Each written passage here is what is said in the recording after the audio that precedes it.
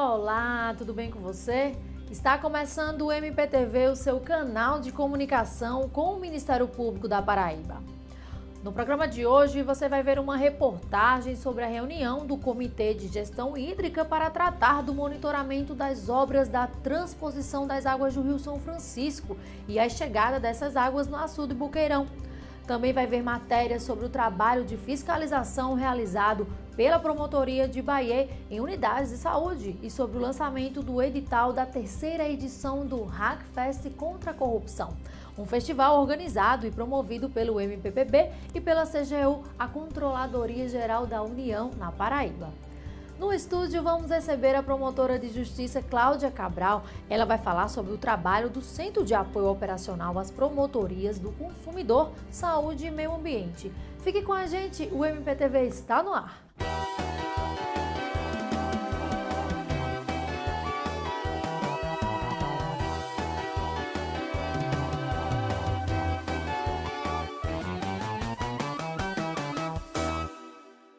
As águas do Rio São Francisco já chegaram ao açude Boqueirão e trouxeram a esperança para a população de 19 municípios da região de Campina Grande, que desde o ano passado sofre com um forte racionamento de água.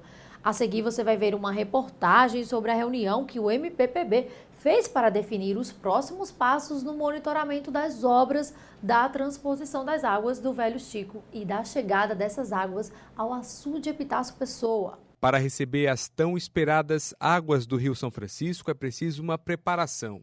O açude Epitácio Pessoa, que já não vê uma quantidade grande de água há muito tempo, passa por reparos. O reservatório, que abastece Campina Grande, Boqueirão e mais 17 cidades, tem um trabalho focado na restauração de tubulações e na capacidade de água. Desde o início a gente tem atacado mais as atividades na tomada d'água para o recebimento da água do Rio São Francisco. Estamos recuperando a parte estrutural da torre, dando manutenção nas comportas, trocando algumas tubulações, geração, recuperando toda a tubulação interna, das adutoras. Em junho do ano passado, o açude atingiu volume morto e vinha abastecendo as cidades com apenas 3% da capacidade. Não houve outra maneira senão racionar a água que restava. A situação não é fácil. Em Campina Grande, por exemplo, desde 2014 o consumo tem sido limitado. Desde então, o abastecimento vem sendo feito em apenas alguns dias da semana. Na cidade de Boqueirão não é diferente. Apesar de ser situada aos pés da barragem, a falta de água tem atrapalhado e muito a vida dos moradores. Lá em casa mesmo, aqui em Boqueirão, tem 3 dias, chega na terça e na quinta-feira falta água. Aí é uma dificuldade muito grande que a gente tem de pegar esses 3 dias, a gente tem que fazer de tudo e juntar água para gastar nesses restos de que não chega água. A dificuldade é você chegar e ter que dar banho em menino, ter que arrumar casa, ter que lavar louça e é difícil, fica difícil para a gente, né? Mas se Deus quiser, já está chegando. Está vindo um pouquinho, mas está chegando, né? E vai mudar a vida da gente, se Deus quiser, para melhor. Para Paulo César, comerciante de Boqueirão, a escassez de água não prejudica apenas o cotidiano, mas também a economia do município, que é baseada na agricultura e piscicultura. A maior dificuldade do racionamento, na verdade, que nós temos aqui em Boqueirão é a questão da produção.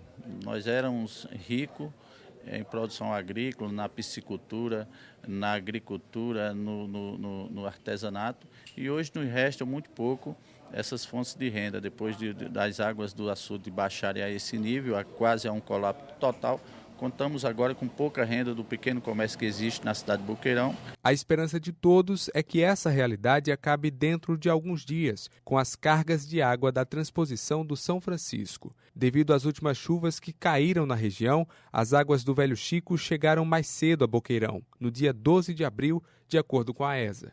Antes disso, no dia 10, o Ministério Público da Paraíba se certificou do andamento de todas as ações envolvendo a chegada das águas. Foi realizada uma reunião com representantes do Estado, dos municípios da região e dos órgãos envolvidos na transposição aqui na Paraíba. O encontro aconteceu na sede do MP, em Campina Grande, e foi presidido pelo Procurador-Geral de Justiça da Paraíba, Bertrand Asfora. O objetivo principal foi elucidar qualquer dúvida sobre a transposição e reafirmar o compromisso com os municípios no acompanhamento da chegada das águas. Chamamos o nosso comitê de gestão de recursos hídricos no ambiente do Ministério Público e convocamos todos os órgãos, os prefeitos, os vereadores, não é? E os órgãos do governo do Estado. O nosso objetivo é aclarar todos os pontos.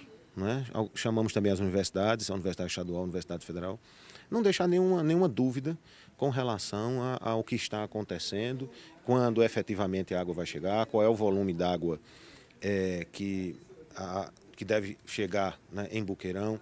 A nossa ideia com a presença da prefeita de Monteiro é discutir a questão do racionamento de Monteiro e dos outros municípios, ou seja, tratar de forma transparente, como o Ministério Público tem feito, tanto estadual como em nível federal, com a sociedade e com os órgãos, né, os atores competentes, para mostrar as providências que estão sendo tomadas por todos os órgãos. Apesar do acesso às águas do São Francisco, o racionamento ainda continuará por pelo menos 90 dias nas cidades abastecidas pelo açude de Boqueirão. Segundo o presidente da ESA, João Fernandes, e o secretário executivo de Infraestrutura e Recursos Hídricos do Estado, Deusdete Queiroga, o reservatório ainda necessita atingir o volume adequado para que o consumo volte ao normal. As restrições à Campina Grande certamente vão levar uns 90 dias, porque é quando o açude chega a 32, 33 milhões de metros cúbicos e ultrapassa o famoso volume morto, que embora seja útil, mas depende da captação flutuante.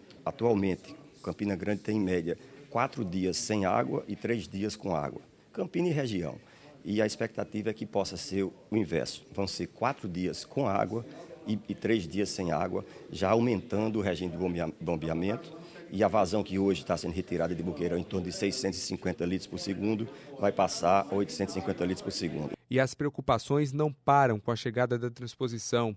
Uma das principais preocupações dos órgãos governamentais e do Ministério Público é o uso consciente dessa água por parte da população. As campanhas de conscientização serão reforçadas e, segundo o Procurador-Geral de Justiça, esses novos recursos serão devidamente fiscalizados. Tudo que for da atribuição do Ministério Público Estadual, nós vamos fazer, mantendo a parceria com o Ministério Público Federal, que é muito importante para trabalharmos juntos, o que é da atribuição do Ministério Público Federal e o que é do Ministério Público Estadual. E mesmo com a notícia de que o racionamento, por enquanto, ainda não vai terminar, a população comemora esse momento histórico e seus benefícios. Eu acho que é maravilhoso, né? Eu acho que vai acabar o racionamento d'água, vai melhorar muito, não tanta gente como esse povo aí que também estão sofrendo como a gente, nessa falta de água. E graças a Deus, né? Tudo tem um jeito, né? Vai mudar tudo, né? Que a gente, como dona de casa, para arrumar, para limpar, deixar tudo limpinho do jeito que a gente quer deixar, né? E se Deus quiser, vai chegar lá. No próximo bloco, não perca as reportagens sobre as fiscalizações em unidades básicas de saúde em Bahia e sobre o lançamento do edital do Hackfest contra a corrupção.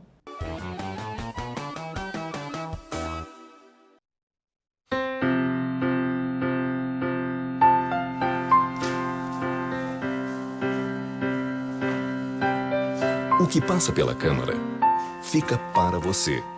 Câmara Municipal de João Pessoa. Quero começar o meu discurso dizendo que, como vereador, vou priorizar a área da educação. Esse é o caminho para a construção de um futuro melhor. Queremos priorizar também a construção de mais casas populares. Afinal de contas, uma cidade só pode crescer de forma organizada quando possui o cidadão como prioridade. Vamos também Com a sua participação, os vereadores ajudam a construir um futuro melhor. Câmara Municipal de João Pessoa. Em 2016, o Ministério Público Paraibano e a CGU, a Controladoria Geral da União, promoveram 2 edições de um festival em que estudantes de tecnologia da informação e áreas afins tinham como desafio criar aplicativos capazes de ajudar no combate à corrupção. O evento foi um sucesso. A seguir, você vai saber um pouco mais sobre a 3ª edição do Hackfest contra a corrupção, que vai acontecer em João Pessoa.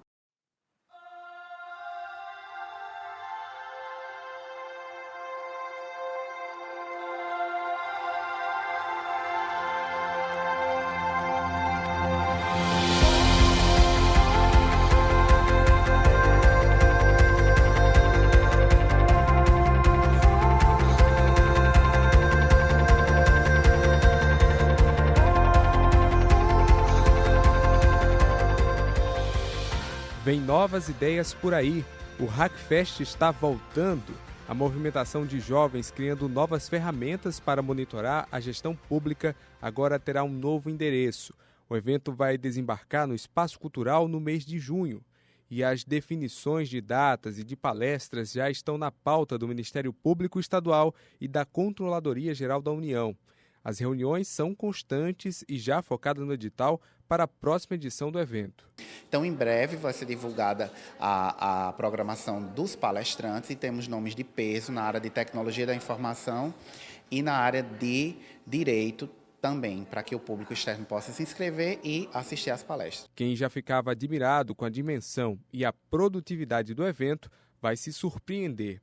Algumas ferramentas criadas nas últimas edições continuam no processo de finalização, e este é um dos pontos que tem chamado a atenção da equipe que organiza o evento. A maior parte das ferramentas que se desenvolveram nas duas primeiras edições se encontram ainda em finalização. Ponto que a gente pretende que não ocorra com esse Hackfest, por isso ele será feito em duas etapas. Uma primeira etapa maior, onde vai estar sendo desenvolvida, onde vai estar sendo concebidas as ideias de softwares, e a segunda para finalização, quando estaremos ultimando o evento no dia 18 de agosto.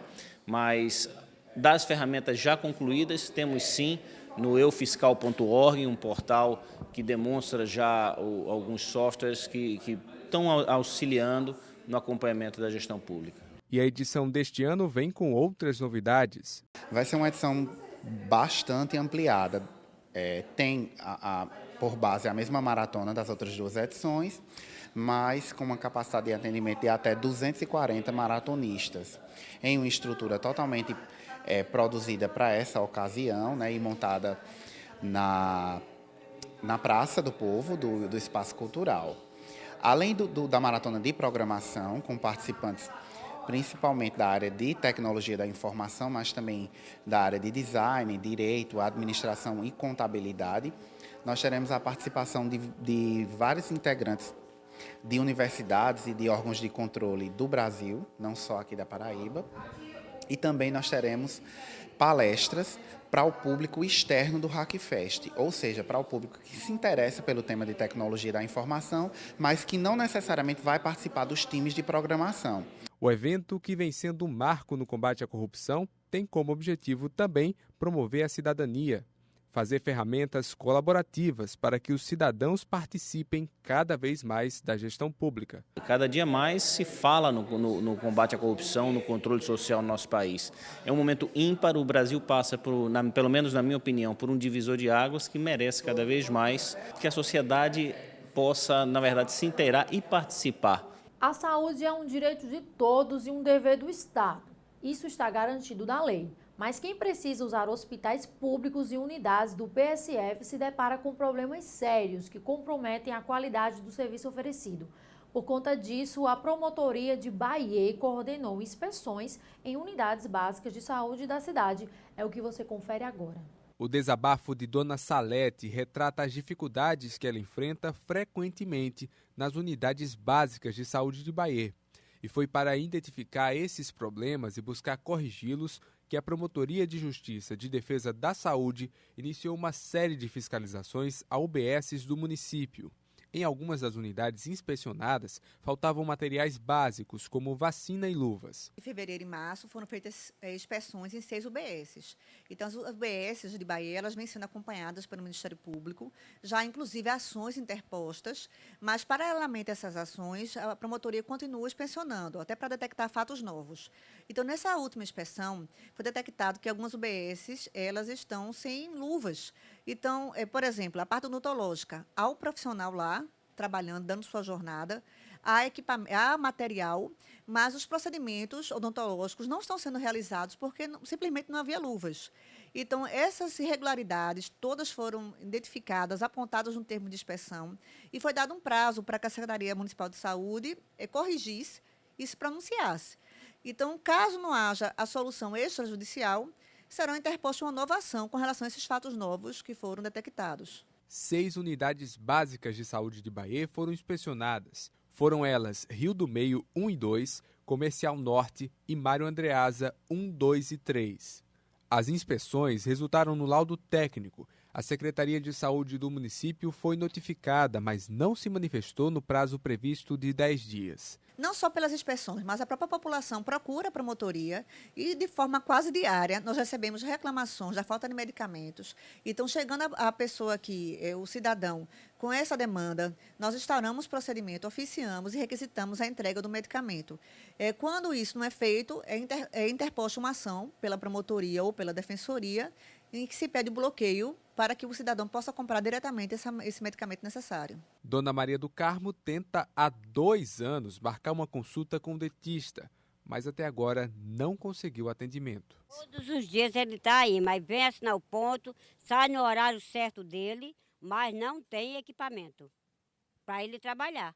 Porque eu tenho que comprar meu medicamento, é como eu sobrevivo aqui na Terra, através de medicamento depois de Deus. Já sobre a distribuição de medicamentos, a promotora Fabiana Lobo explica. Então, antes, em cada UBS havia medicamentos para serem dispensados. Só que foi feita uma fiscalização pelo Conselho de Farmácia e esse conselho proibiu. Só pode haver dispensação de medicamentos se houver um farmacêutico. Então, o município, em razão dessa proibição, não disponibilizou um farmacêutico para cada posto, para cada UBS, mas criou distritos. Então, são unidades, UBSs, que funcionam como polos de distribuição de medicamentos. Então, há polos em cada localidade, há uma divisão geográfica, e essas UBSs, elas concentram os medicamentos, há um farmacêutico, e, em razão disso, não há medicamento em todo o UBS. No próximo bloco, não perca a entrevista com a promotora de justiça, Cláudia Cabral. Ela vai falar sobre o trabalho desenvolvido pelo Centro de Apoio Operacional às Promotorias de Justiça de Defesa do Consumidor, da Saúde e do Meio Ambiente. Não saia daí!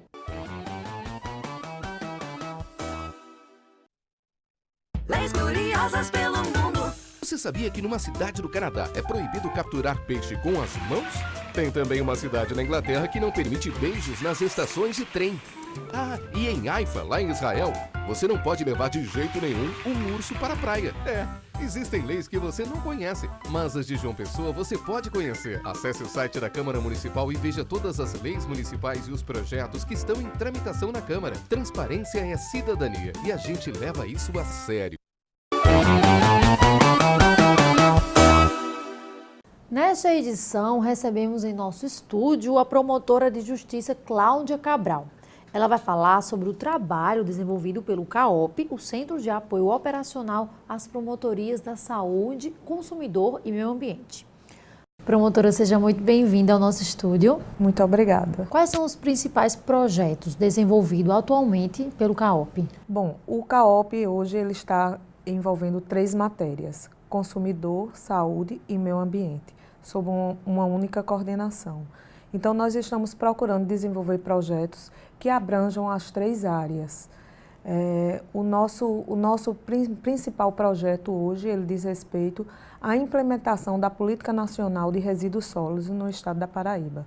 São vários municípios que ainda não têm a política instituída e nós elaboramos um manual de atuação voltado ao promotor de justiça para todas as comarcas do interior. Aquela comarca lá do sertão, onde ele está lá, ele precisa ter uma assistência.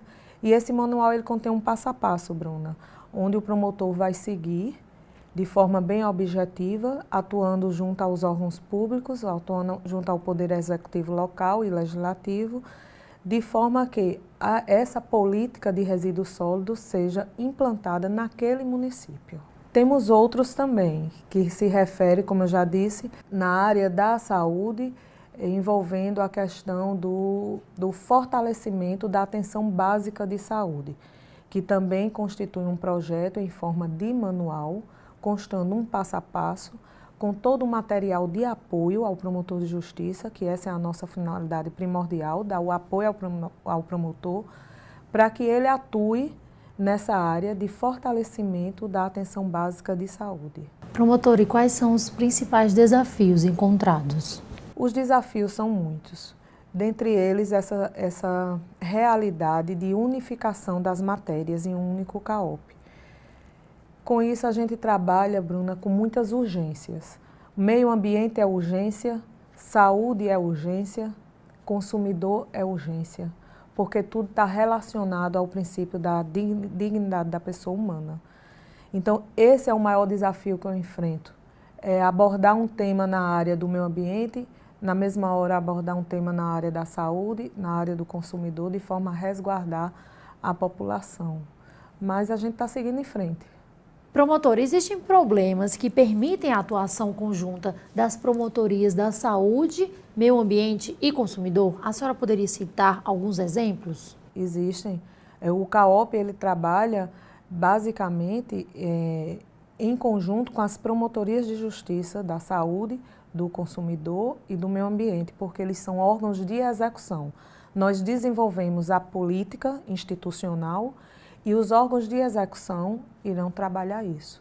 Hoje nós estamos com um projeto muito bom, em parceria com o MP-PROCON, com as promotorias de justiça da saúde de todo o estado, que diz respeito à implantação do Núcleo de Segurança do Paciente nos hospitais públicos e privados do estado da Paraíba.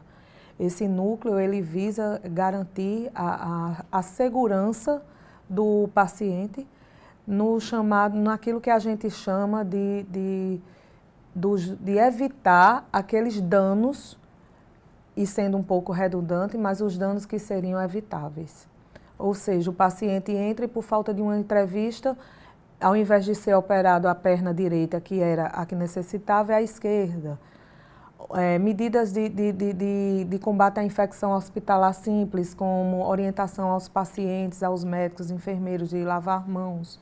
Então, são medidas básicas de garantia da saúde do paciente. Então, a gente está em parceria com o MP-PROCON, enfrentando essa ação, e com todas as promotorias de justiça para a gente dar essa cobertura no estado da Paraíba.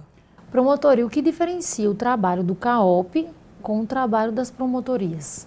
Exatamente isso. O CAOP é o Centro de Apoio Operacional às Promotorias de Justiça. Nós desenvolvemos toda a política institucional referente às matérias, aos assuntos, e também fornecemos, nossa missão é fornecer ao promotor de justiça daquela matéria todo o material de apoio, de estudos, de legislação, de peças processuais. A gente tem que dar todo esse suporte ao promotor de justiça, ao passo que as promotorias de justiça são os verdadeiros órgãos de execução. A atribuição dele como promotor natural de agir, de impetrar as ações, de impetrar as medidas, é dele. A gente faz a política e o promotor age com o suporte do CAOP. Promotor, em relação às obras da transposição das águas do Rio São Francisco, na Paraíba, no que diz respeito à questão do saneamento básico nos municípios, que medidas estão sendo adotadas pelo CAOP? O CAOP do Meio Ambiente, com essa crise hídrica, ele já vem atuando juntamente com a instituição do Comitê de Gestão das Águas, presidido pelo nosso Procurador-Geral de Justiça, Dr. Bertrand Asfora, por demais procuradores. E o nosso desafio hoje, Bruna, não é lidar com a falta d'água mais. O nosso desafio hoje é lidar com a água, porque é uma situação nova, inédita, onde a população, os órgãos públicos, os gestores, todos nós temos que aprender a preservar aquela água. E num levantamento feito pelo CAOP, a gente mapeou as cidades, as 55 cidades integrantes das bacias do Rio São Francisco, que vai receber as águas do Rio São Francisco. E essas cidades não têm o saneamento básico implantado. As que têm não estão no 100% e outras nem têm. E a gente precisa manter não só a quantidade da água, mas especialmente a qualidade da água.